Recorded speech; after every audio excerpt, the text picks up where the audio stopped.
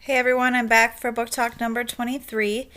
And today I've decided to do another one of my favorite books. And it's actually in the same series as the book I did last, Ender's Game.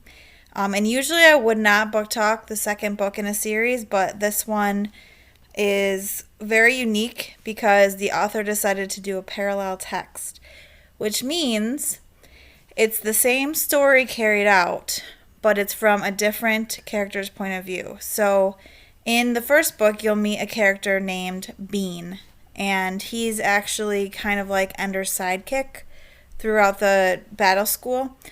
And he's kind of second in command. If anything ever happened to Ender, he would be the one to take over.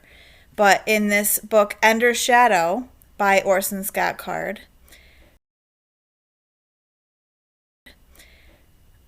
Bean is the main character, and you actually backtrack a little bit to before Battle School to see what Bean went through as a child. And he had to survive on the streets on his own, and he used his smarts and his intellect to get him through and survive. His name is Bean because he's really small, so he couldn't physically fight off people. So, in order to survive, he really could understand his enemies' like weaknesses, and he would pinpoint those and target them for that, and that's how he was able to win most fights. So, living on the streets, he didn't have much, but a nun came upon him and actually saw how intelligent he was and recommended him to go to the battle school. And that's kind of where it picks up from the other book where he starts training alongside Ender.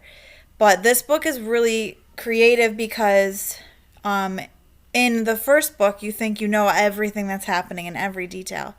But in this book, Ender's Shadow, it's like he's Ender's Shadow throughout the book, and he's actually doing things and putting things in place to help Ender out throughout the story. So you think Ender is this super genius, which he is, but Bean is actually behind a lot of the things that happened, and a lot of good things that happened with Ender in the first book.